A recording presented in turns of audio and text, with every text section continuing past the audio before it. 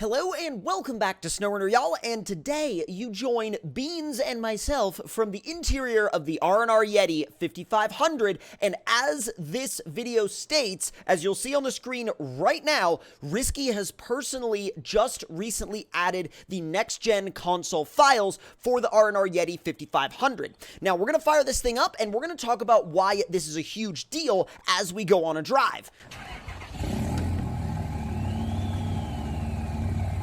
I love that sound. I absolutely adore the way this truck sounds. Alright, so we're out here on the Outback Overlanding map today, and I think this map does a really good job of being a great place to, both go overlanding and off-roading, but also, to just go for a drive if you want to have, a chill conversation, you know? Now, the R&R Yeti 5500 was one of the biggest Dodge mods that was dropped sort of in the early life cycle of the game, but essentially it did not get initially updated for next gen, and a lot of people ended up not getting the chance to play around with it. Now, at this point, though, all that we're waiting for is for the developers to approve the next-gen console files, which I can imagine should happen pretty quickly because this truck is already fully approved on all the previous-gen consoles, so if nothing was changed, I don't see any reason why it would have any issue making its way to next-gen systems. Now, for those of you that have only ever had the game on next-gen systems, why would you want this truck? Well, apart from the fact that it is an absolutely, look at it. It's an incredible truck. It's a mega cab long bed dually that can actually be swapped out sort of between a 5th-gen and 4th-gen Dodge because you can actually change out the grille. Now, I am fully aware that there are more differences between a 4th-gen and a 5th-gen than just the grille, but if you just want that little bit of kind of, aesthetic change that changes the initial appearance between a 4th gen and a 5th gen, you could do that with this truck as well. Now, what we're running on the front is actually a custom grille, and the custom grille is probably my favorite out of all the grills you can get on this truck, but again, that's all up to personal preference and entirely up to you. Now, how does this compare to other Dodge truck options that are in the game now, especially with mods? Well, the Mega Cab, the John Hot Rod Mega Cab, that thing is a very different truck from this. Now, this one comes with a incredible triple axle camper slash toy hauler, and it also comes with its own gooseneck trailer, which I would definitely recommend checking out this truck even if you already have John Hot Rod's Mega Cab. There really isn't one that is quote-unquote better than the other. They're just very different trucks, and they kind of apply to different purposes. The John Hot Rod Mega Cab is very much a do everything, go anywhere, do anything rig that can also tow and that can also kind of adapt itself to almost any scenario, whereas this one is kind of more the, I'm gonna go out on the weekend, I'm gonna, bring all of my off-road toys with me, I'm gonna have a blast, and I might just take this thing off-road as well once I'm done going off-road in my ATVs and my side-by-sides and all that kind of stuff. Because as you can see, it's no slouch when it comes to going down a trail itself. It can just also tow all your other toys to get there if you want something that can do both. Now, that's not to say that John Hot Rod's Mega Cab can't do both, but honestly, I think both this Mega Cab and John Hot Rod's Mega Cab can very easily exist in the same world without one having to be better than the other. They're just built a little bit differently for different approaches and different purposes, which, by the way, can we just, take a second to appreciate how this thing is just lumbering down this trail and it hasn't even remotely given up yet? There's been a couple of instances where it started to spin and slip for a bit, but once you let it just kind of fall into whatever rut it wants to be in, it just finds its traction and keeps on lumbering on. That's how you have to drive big full sizes down a trail like this, especially dualies. Just let them fall into whatever rut? I meant to say rut, not route. I mean, but route kind of sort of also applies. But you just gotta let them fall into whatever route and rut. Oh my god, I keep getting them mixed up. Either way, fall into whatever traction area they want, and then from there, you're pretty much good to go. You just gotta let them do their thing, and then you'll just kind of roll out from there.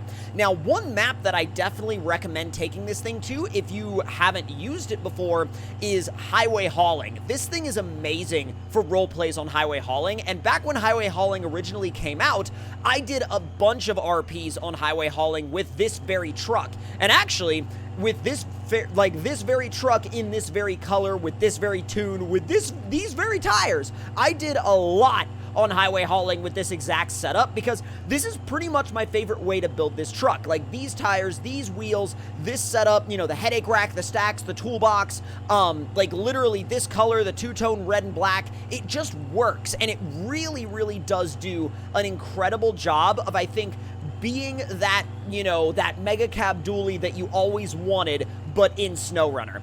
Oh, did I take a sketchy line? Ooh, I definitely did, and I'm in big trouble, and I'm gonna be upside down if I keep going. Hold on. Let me reposition myself real quick.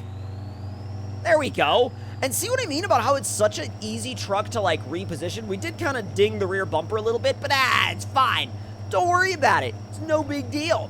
Now, if you are on the fence about whether or not to download this thing and your console is a little bit full on memory, I would say clean up a few other mods, download this thing, give it a go, take it for a rip, and if you don't like it, you can always, like, you know, you can always uninstall it and reinstall the other mods that you had before. I think some people sometimes, you know, get very worried that if they uninstall certain mods, that that's going to be, like, the last time they're going to use those mods, but really, in all reality, like, if you free up some space, you try out a truck, and maybe you don't like it, you can just uninstall it again and reinstall the other mods that you had before on your console. And I know it's not optimal with the space restrictions and stuff like that, but again, it's not like a big deal. It's not a big loss. These mods can always be reinstalled very, very easily. So we're coming up to that campsite up there, and that's going to actually give us access to a mud section. So let's see what we could do with this thing once we barrel it into some mud. I'm going to put it in automatic mode so I can roll up in high and just give it the full beans, and beans it. Come on. Oh, we're ripping. Let's go. I remember this thing being good in the mud. I don't remember it being that good. It almost got grabbed by that tree, but it basically told the tree to, like, mind its own business because it was, like, running through it anyway. I remember it being good in the mud, but I don't remember it being that good. That was amazing. Another thing to remember if you're not familiar with this truck or haven't really played around with it much before is that it does come with special trailers, like I said at the beginning of the video.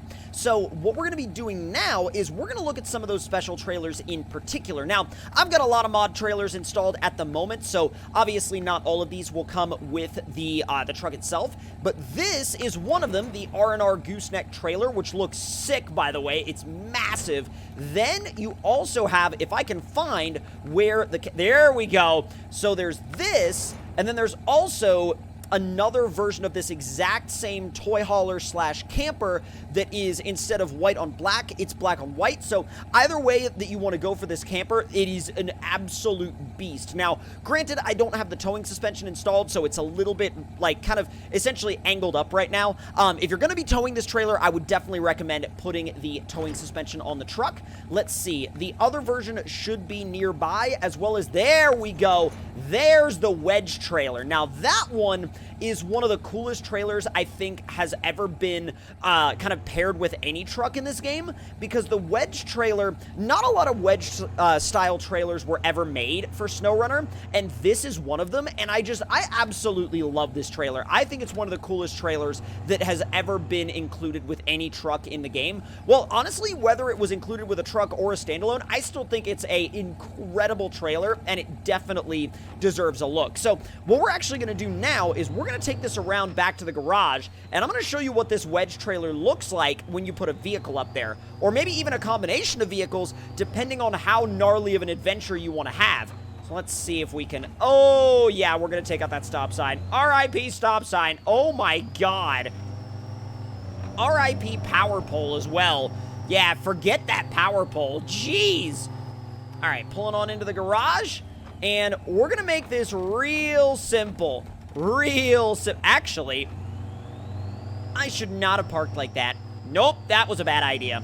Yeah, I should not have parked like that. You know why? Because that's where the vehicles actually exit the garage from. So if I actually want to make this simple, what I really need to do is I need to turn this setup around and put it over here towards the side of where the vehicles would leave the garage.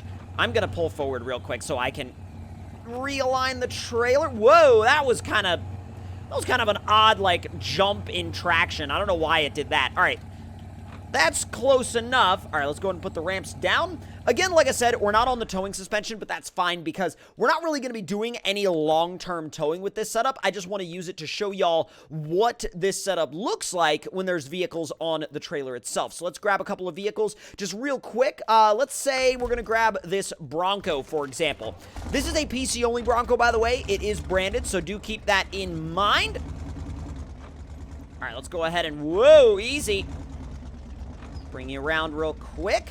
And this can be used with full-size vehicles or side-by-sides and ATVs. You can really go to town with this setup, honestly. But, like, you can see how much room you would have if you were going to fill this thing all the way up. Look how small that Bronco is in comparison. Now, I'm not sure why there's an odd collision issue going on. That is, I don't know if that's on the Broncos end of things or on the trailer's end of things, but as you can see, you can fully pack that Bronco down and have space for probably 3 more full-size vehicles. I would expect maybe around, like, give or take about 3 vehicles. But either way, this setup, once it drops on next gen, which a lot of y'all have been really genuinely waiting patiently for a very long time, this is, I think, going to be one of the best next-gen truck setups that you could possibly use. But thank you all for watching, and if you enjoyed the video, let me know your thoughts and opinions in the comments below. Hit the like button if you enjoyed, subscribe if you're new, and I will see y'all next time. Talk to y'all later.